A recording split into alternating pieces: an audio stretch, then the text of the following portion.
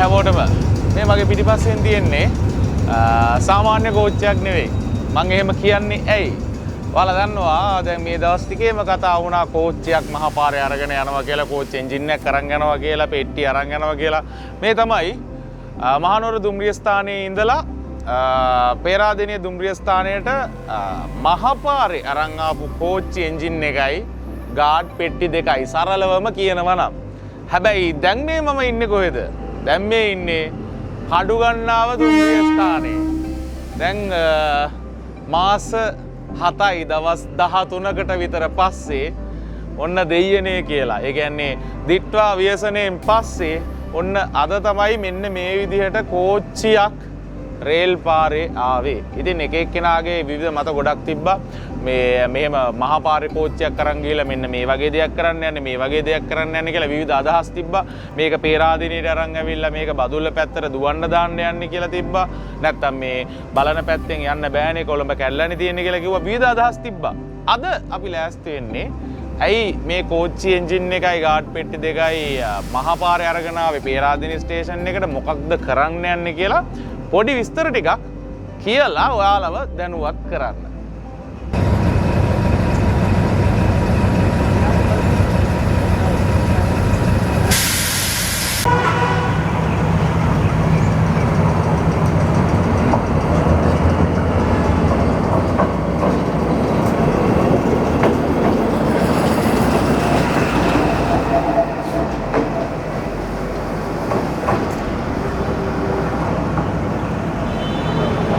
ඔයාලට දැන් පේනවා ඇති මේ දුම්රිය දෙපාර්තමේන්තුව අපේ සේවක මහත්තුරු දැන් අර ගෙනාපු අර සාමාන්‍ය බඩුව අරන් යන මේ පෙට්ටි වලට ගල් පටවනවා. එතකොට දැන් මෙතනින් මේ කටයුතු ආරම්භ වෙලා තියෙන්නේ. කෙනෙකුට ප්‍රශ්නයක් එන්න පුළුවන්. ගොඩක් තිබ්බා ප්‍රශ්න මේ ඇයි මේ දුම්රියක් පාරේ අරන් ආවේ, මොකක්ද මේ කරන් යන්නේ, කොහෙටද අරන් යන්නේ, විවිධ අදහස් මතිමතාන්තර පැවතුණා. අපි අහලා දැනගත්ත දේවල් සහ අපිට ලැබිච්ච ආරංචි සහ අපි ඇත්තටම අහලා දැනගත්ත කරුණුත් එක්ක අපි මේ සිද්ධ වෙන මේ සිදුවීම කියන්නම්. ඇත්තටම මේ ඔයාලා දන්නවා දිට්වා සුලිකුණාටුව හින්දා ලොකු විශාල ඩැමේජ් එකක් වුණා රේල් පාරට. රේල් පාරේ සමහරක් තැන් හදන්න බැරි මට්ටමකටම ආවා. නමුත් දැන් මේ වෙනකොට දුම්රිය මාර්ගය හදන්න පටන් ගන්න තියෙනවා. ඔයාලා දන්නවා බලන වෙච්ච විනාශය එක තැනක නෙවෙයි. බලන ස්ටේෂන් එක හරිය විතරක් නෙවෙයි. ඊට මෙහාට ඊට එහාට සෑහෙන ඩැමේජස් ගොඩක් තැන් කීපයකම වෙලා තිබ්බා. ඕකේ ගැටලුවක් තිබ්බා. කොළඹ පැත්තේ ඉඳලා රේල් පාර හදාගෙන එන ගමන් තමයි තියෙන්නේ. ඒ කියන්නේ ඒ අවශ්‍ය කරන විදියට බැමි ගහලා පුරවලා නැවත ගොඩනගන්න හදාගෙන එන ගමන් තමයි තියෙන්නේ. නමුත් මේ නුවර පැත්තේ ඉඳලා ඒ පැත්තට එහෙම හදාගෙන යන්න විදිහක් තිබෙන්නේ නැහැ. හේතුව මේ කඩුගන්නාව බලන කියන්නේ දුර්ගයක්. එතකොට බඩු අරගෙන යන්න තියෙන්නේ මේ කෝච්චි පාරෙම තමයි. නමුත් වෙන මාර්ගයක් නැහැ, සැපයුම් මාර්ගයක් නැහැ මේ බඩු අරන් යන්න. කෝච්චි පාරෙම තමයි යන්න ඕනේ. තිබ්බ ගැටලුව ඒ සඳහා සුදුසු ක්‍රමයක් තිබ්බේ නැහැ. එහෙම නැත්නම් ඒ අවශ්‍ය කරන කෝච්චියක් තිබ්බේ නැහැ බඩු ටික අරන් යන්න. මොකද පේරාදෙණිය පාලම කැඩිලා තියෙන්නේ. ඒ විදිහ අවශ්‍ය කරන කෝච්චියක් නුවර තියෙනවා. ඒකක් මේ පැත්තට ගන්න බෑ. පේරාදෙණිය සහ මේ ආවට තිබිලා තියෙන්නේ පවර් සෙට් අපි කියන්නේ මගී ප්‍රවාහන දුම්රියන් විතරයි.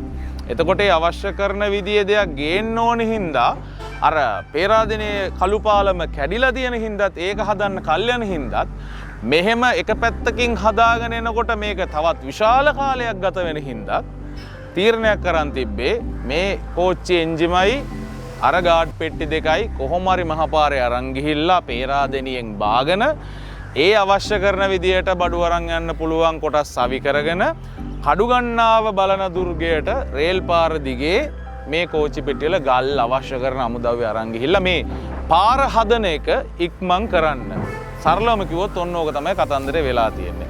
ඉතින් දැන් අද දවසේ ආහාපුරා කියලා මේ පැත්තෙනුත් ඔන්න වැඩ පටන් අරන් තියෙනවා. අපි විශ්වාස කරනවා නොබෝ දිනකින් ඉක්මනට මේ පාර හදලා ඉවර කරයි කියලා.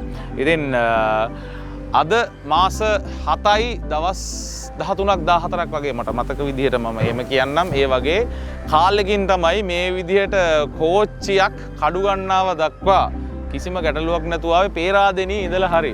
ඉතින් අපි විශ්වාස කරනවා මේ දුම්රිය මාර්ගයේ හදන වැඩ කටයුතු ඉක්මනින් ඉවර වෙලා පේරාදෙණිය කළු පාලමෙත් තියෙන ගැටලුව ඉක්මනින් ඉවර කරලා ඒකත් හදලා නැවත වතාවක් කොළඹ ඉඳලා නුවරටයි නුවර ඉඳලා කොළඹටයි දුම්රිය ගමනාගමනය පටන් ගනී කියලා.